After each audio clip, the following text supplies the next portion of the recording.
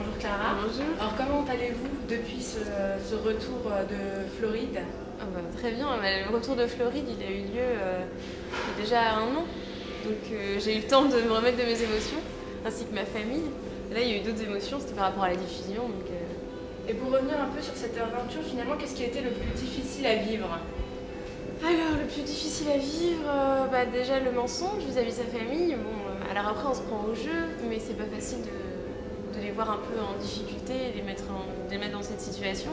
Donc là, il y a cette difficulté-là. Après, il y a tous les tours qu'on joue, quoi. La famille qui est incroyable, qui parfois est un peu me dérange un petit peu, me provoque. Et puis Eric, enfin Patrick, quoi. Et justement, pour revenir par rapport à Eric, lors du dernier épisode, lorsqu'il vous dit non, qu'est-ce qui se passe dans votre tête? Là, j'explose parce que j'ai envie, enfin j'ai une violence en moi là, contenue que je ne lâche pas parce que je veux pas non plus choquer ma famille et puis je suis pas quelqu'un de violent. Mais j'ai vraiment envie de lui faire bouffer mon bouquet de fleurs pour vous dire. Donc je le jette par terre, mais j'ai envie de le tuer. Je lui dis c'est pas possible. Mais il est débile, c'est pas possible. Il me fait croire que lui il est trop motivé pour ses 100 000 euros. Il me dit qu'il a plein de beaux projets, qu'il veut ouvrir un karaoké, je le crois. Et là, il suffisait qu'il dise oui, et après il disait à sa belle Cindy qu'il l'aimait, et c'était bon. Je comprends pas son raisonnement, je me dis mais c'est pas possible, il est trop débile. Et je me dis c'est fini, on a perdu, et on a fait ça pour rien. Tout ce qu'on a fait subir à nos familles, tout ce que nous on s'est imposé comme jeu, je me dis mais c'est horrible. Donc j'ai envie de le tuer, quoi. Alors, j'aimerais revenir aussi sur le fait qu'au début de l'émission, vous étiez discrète, très réservée, et au fur et à mesure des épisodes, on vous voit vous libérer, vis-à-vis de la famille de Patrick, pareil, vous êtes plus extravertie. Alors qu'est-ce qui a provoqué ce changement en vous? Alors déjà, ce qui provoque ce changement en moi, c'est que je deviens très proche de Patrick. Ça devient mon ami. Donc au début, je me méfie de lui et je suis vraiment terrorisée parce qu'il m'a quand même tiré dessus. Donc en fait, je l'observe en fait. Moi, je suis plus dans la retenue, à le regarder. J'essaie de jamais le contrarier, de jamais le froisser parce que j'ai très très peur qu'il refasse une bêtise, qu'il me plante un couteau dans la main ou un truc dans le genre. Parce que vraiment, j'avais affaire à un bipolaire quand c'était me présentait comme tel. Voilà, et effectivement, c'est un peu angoissant quoi, quand vous êtes face à quelqu'un qu'en plus personne ne contrôlait. J'avais l'impression que la maison de production se foutait pas mal de ce qui pouvait m'arriver. Et voilà, du moment qu'il y avait des images choc, j'ai l'impression que c'était ça qu'ils recherchaient.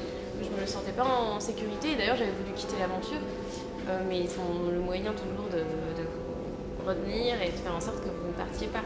Ils ont l'habitude. Et vous avez découvert une nouvelle Clara finalement dans cette aventure? Alors je sais que j'ai toujours eu en moi cette liberté, je sais que je pense pas comme tout le monde. Maintenant, il faut pas oublier que c'est un programme, on cherche un certain profil. Malheureusement, on est obligé de vous mettre dans une case. Donc moi, quand on m'a casté, on me demandait vraiment de jouer les petites princesses un peu superficielles. Ce que je ne fais pas. Parce que franchement, je veux dire, moi les garçons, je sentais que des garçons qui débattraient-vous, quoi. J'ai pas besoin d'un surfeur. Bon, j'avais dit, dans l'idéal, j'adore les grands surfeurs, blonds et baraques et tout, j'aime bien. Je trouve pas mal, ils sont plutôt mignons. Voilà, mais c'était dans cette optique-là, ils me demandaient physiquement ce que je préférais. Ils ont retenu ça, on m'a orienté plus vers ça. Donc après, on présente une Clara qui paraît un peu, peut-être pas superficielle, mais quand même attachée aux apparences pour ses petits copains. Et c'est pas forcément vrai, parce que j'ai eu des petits copains qui ne m'étaient pas. Donc voilà, maintenant, cette émission, ça m'a quand même permis de me libérer de certaines peurs. Après, il y a toujours le naturel qui revient, donc j'ai toujours ce côté où j'ai un peu peur de ce qu'on va penser de moi, mais je l'ai de moins en moins. Et cette émission, ça m'apprenait aussi à me libérer de ça. Parce que Patrick, il n'en avait rien à foutre. Il disait merde à tout le monde, il mangeait ses pieds à table, il disait merde à tout le monde. Donc ouais, j'étais fascinée par le personnage parce que ce côté, on m'a appris à toujours être bien éduqué, à bien me tenir. Lui, il n'était pas comme ça et j'étais comme une petite fille fascinée par un autre modèle d'éducation, enfin une autre façon de penser. Et donc Patrick, j'étais fan. Donc c'est vrai qu'il m'a apporté cette liberté qui pouvait me manquer par moments. Voilà ce que ça m'a apporté aussi, ce Et programme. vous parlez beaucoup de cet univers justement, parce que villa, soleil, limousine, tout ça, qu'est-ce que vous retenez de cette aventure unique? Alors c'est vrai que le cadre est incroyable parce qu'on ne vit pas tous les jours à Miami, dans une villa incroyable, et on ne monte pas tous les jours dans une limousine. Ceci dit, en fait, je prêtais même pas attention au décor et à tout cet environnement. Parce que moi, il faut savoir que quand on tournait pas, quand on n'était pas face aux caméras, des images que vous pouvez voir, moi je suis dans ma chambre et j'attends qu'on vienne me chercher, j'avais pas le droit de sortir. Donc je pouvais pas profiter de la piscine, de la villa, parce que comme c'était une énorme machine, une énorme farce, il fallait pas que je sorte pour pas découvrir les ficelles en fait. Donc moi j'étais confinée dans ma petite chambre, je n'ai pas profité plus de ça du cadre, mais ce que j'en retiens vraiment de cette expérience, c'est vraiment au niveau de l'échange qu'il y a pu avoir avec Patrick, donc Eric. Donc moi j'étais en train de créer un lien très fort avec lui et avec sa famille aussi, que j'appréciais énormément. Je me disais c'est incroyable ces gens, alors au début j'ai trouvé quand même vachement un peu éduqués. Et puis au fil des jours, je trouvais qu'il y avait une liberté chez eux qui était incroyable. J'avais l'impression d'être dans un film. Je me disais, mais ils sont incroyables, la réalité dépasse la fiction. Je me disais, mais c'est fou, mais c'est super, je vais les revoir en dehors. Et je les apprécie, c'est rigolo et tout. Enfin, vous voyez, c'était... Donc voilà, c'était un monde plein de poésie, mais en fait, c'était fou. Par rapport justement aux autres acteurs, finalement, la famille de Patrick, est-ce que vous les revoyez? Et Eric également Alors, Eric, on est toujours amis. Maintenant, il est à Londres, souvent à Los Angeles. Donc, je lui ai dit, là, je vais le voir le 2 décembre, ils vont sur les planches à Paris. Donc, je vais le voir à ce moment-là, cette occasion. Après, j'ai proposé aussi ce qu'ils viennent à Lille ou à Paris pour l'accueillir avec sa belle femme, Jordan. Donc, voilà, on verra s'ils viennent, s'ils ont le temps. Et puis après, la famille Pivert, bah oui, là, je vais les voir, je vais organiser un dîner parce que je voulais les voir, moi, je voulais les revoir. Voilà, qui m'expliquent un peu comment ils ont fait pour me bouger comme ça, parce que c'est sûr que c'était très difficile pour eux aussi, puisqu'ils essayaient de pas trop en faire en même temps. Ils en faisaient beaucoup, mais il fallait pas non plus que ça fasse trop pour pas que je comprenne, quoi. Et voilà, donc et parfois je sentais, moi je pensais qu'ils me fixaient comme ça parce que je me disais bah oui, ils veulent voir si je les aime bien ou ils veulent voir, ils observent leur belle-fille, voilà ce que je pensais à l'époque. Et en fait, maintenant avec le recul, leur regard c'était pour voir si j'avais compris ou pas qu'ils étaient comédiens. Donc c'était vraiment, ils étaient tous sur la brèche, ça devait être un jeu difficile pour eux, mais ça l'était aussi pour moi. Et à aucun moment vous vous êtes dit entre la famille de Patrick qui est assez, très extravertie et le fait que vous soyez enfermé dans votre chambre et que vous n'ayez pas le droit de sortir, à aucun moment vous vous êtes dit il y a quelque chose, c'est une caméra cachée ou... Bah non, parce que je me suis dit, moi je connais pas les téléréalités, déjà je regarde pas ces programmes-là, je sais pas du tout comment ça marche. Après je me suis dit bon bah, c'est un tournage, vraiment ça marche comme ça.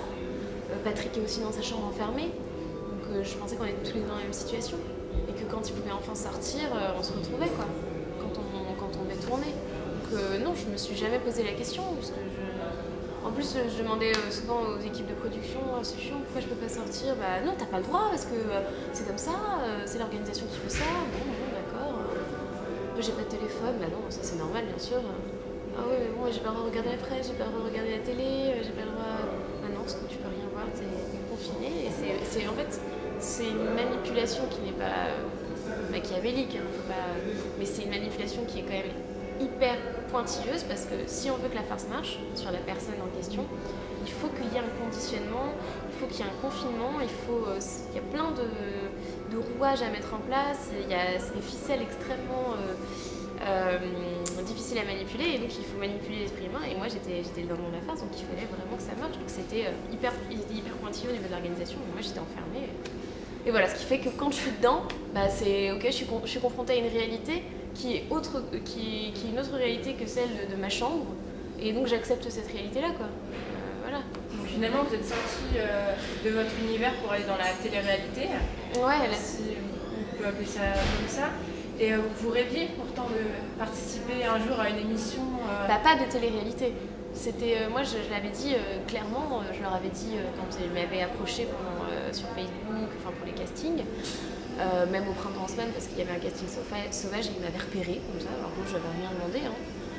Mais je leur avais dit moi c'est hors de question que je fasse de la télé-réalité, je n'ai rien contre ces programmes, seulement je ne corresponds pas à ce profil là. C'est l'émission plutôt de télé-réalité non, que vous auriez aimé participer à laquelle j'aurais aimé, bah, à la base moi c'était, j'avais cherché pour la Star Academy, j'étais passée pas loin de la sélection finale. Au final je ne regrette pas parce que c'est une émission qui est passée assez inaperçue, la dernière. Donc voilà, donc ça m'aurait peut-être pas aidé dans ma carrière artistique, entre guillemets. Mais voilà, j'avais envie de pouvoir exprimer des choses. Et malheureusement, je l'ai déjà expliqué une multiples reprises, ça peut paraître surprenant, mais j'avais pas les moyens financiers. Je suis chez mes parents qui sont adorables et tout, mais ils peuvent pas m'aider, m'épauler financièrement. Donc c'est tout, c'est comme ça. Donc j'avais pas les moyens de payer une école. Et les écoles de théâtre, on va pas se leurrer, il y en a pas en alternance, il y en a pas. J'avais déjà fait un emprunt bancaire pour mes études, je pouvais pas me lancer dans un énième emprunt pour financer une école de théâtre. Voilà, et en plus c'est tellement précaire tout ça, donc j'étais pas du tout sûre que ça soit amorti. Donc j'ai voulu trouver d'autres moyens. Quand je voyais des Virginie Efira qui arrivaient à percer au cinéma, je me disais bah oui, mais bon, effectivement, ma grande naïveté vis-à-vis de ce milieu et voilà, des programmes télé, parce que moi je suis un peu novice là-dedans, m'a fait penser que j'aurais peut-être la chance d'une Virginie Efira de faire une émission et ensuite de pouvoir faire du cinéma. Maintenant c'est encore plus complexe parce que moi je suis dans la case encore télé-réalité malheureusement. Mais je vais prendre voilà, mon mal en patience, je vais travailler et puis ça viendra. Et pourquoi vous souhaitiez autant participer à une émission de télévision? Comme je viens de vous l'expliquer, parce que je pensais que ça pouvait être un tremplin, comme une Virginie Efira qui, voilà, donc comme mon rêve c'était de faire du cinéma, de pouvoir faire, c'est depuis mes 12 ans que j'ai envie de faire du cinéma. Mais ma mère est quelqu'un de très cartésien et elle ne voulait pas que je sorte du cadre scolaire, donc j'ai fait des études, et voilà. Justement, vous parliez du tremplin. Aujourd'hui, l'émission vous sert de tremplin finalement aussi avec les audiences de Mon Incroyable Fiancé tous les vendredis soirs. Et quels sont aujourd'hui vos projets professionnels, les contacts que vous avez peut-être pu vous faire? Oui, mes projets professionnels, ce serait de faire de l'animation, parce que j'aime bien pouvoir divertir, ça me plairait vraiment. Et puis l'animation radio aussi, je trouve ça super sympa la radio, parce que justement, il y a à côté, il n'y a pas l'image. J'aime bien, on entend juste la voix, il y a vraiment un échange avec les auditeurs, on peut faire un travail de fond sans pour autant être trop visible, donc ça j'aime beaucoup. Et après, je vais faire une école de théâtre pour essayer de devenir une bonne comédienne. J'aimerais bien pouvoir faire des castings, passer des castings. Maintenant, il faut que je me batte pour trouver comment les passer, parce que maintenant avec l'école, je pense que ça peut m'ouvrir des portes, ça peut me permettre de trouver les castings. Ce que je ne trouvais pas à l'époque, parce qu'avant de faire ces programmes, en parallèle, moi je faisais des études en alternance, de commerce, et je faisais de la figuration. Et je pensais naïvement qu'on allait venir m'approcher pendant les tournages et me dire « Tu veux passer des castings au cinéma ?» Mais non, ça marche pas comme ça. Ouais. Et vous parliez aussi justement de l'argent. Est-ce que ces 100 000 € ont changé quelque chose finalement dans votre vie de tous les jours? Bien sûr, ces 100 000 €, comme je le disais, ça va me permettre de payer mon école. J'aurais pas dû le faire par le passé. Ça va me permettre d'assumer financièrement ma vie à Paris et d'aider aussi mes parents, ma petite sœur, voilà, parce que forcément ils ont travaillé aussi dans cette émission. Avec cette émission, du coup, les gens vous reconnaissent aussi dans la rue Oui, il y a pas mal de gens qui me reconnaissent et franchement ça va, il n'y a aucun problème, je n'ai pas de méchanceté. Maintenant, parfois ce qui est un peu crispant, c'est que les gens ne comprennent pas trop ce que j'ai vécu, parce qu'ils pensent que j'avais tout compris depuis le début, sauf que non. Donc, quand je me suis battue dans ce programme, parfois j'aimerais que la vérité puisse éclater et qu'on puisse comprendre ce que j'ai véritablement vécu. Mais maintenant voilà, c'est normal, je ne peux pas en vouloir aux gens. Je pense que, en toute logique, je regarde la télé, je vois une fille qui participe à une émission, je me dis ah ouais, elle doit connaître le programme, elle a compris, machin. Sauf que moi je regarde pas ces émissions-là. En l'occurrence cette émission je ne la connaissais pas du tout, sinon j'aurais compris le truc. Voilà, le seul moment où je joue c'est quand on fait croire qu'on est amoureux. À sa famille, à la mienne. Voilà, là c'est le moment où je suis pas sincère. Je suis pas sincère. On joue la comédie, on fait mon travail d'acteur. Mais sortir de l'anonymat, ça apporte pas toujours que des bonnes choses. C'est pas, ça vous fait pas peur de vous dire que les gens dans la rue, ou certaines personnes peuvent arriver à vous contacter, des choses comme ça, alors que normalement, bon, ce sont des choses privées? Je pense que je suis pas non plus une Nabila qui sert vraiment sur cette notoriété. Moi, je veux rester quelqu'un de normal, je suis comme tout le monde. Maintenant, j'ai des rêves, comme tout le monde, et les miens, nécessitent aussi une sorte d'exposition, une forme d'exposition. Donc, ça, je peux pas aller contre, puisque moi, je veux faire de l'animation, je veux faire du cinéma, donc c'est une façon, forcément, tu es un peu dans la lumière, donc il y a une part de ta personne, de ta personnalité que tu donnes au public, et les gens te reconnaissent. Mais voilà, je pense que les gens sont pas fous. Ça m'angoisse pas trop tout ça. Et pour finir, depuis l'émission, est-ce que vous avez trouvé votre incroyable fiancé? oui, depuis l'émission, j'ai trouvé mon incroyable fiancé. Et voilà, bah, il est incroyable, mais dans un autre genre. Mais pas de mariage en vue, contrairement à Eric. Ah non, non, pas de rien en vue. C'est un peu précipité, là, on va prendre son temps.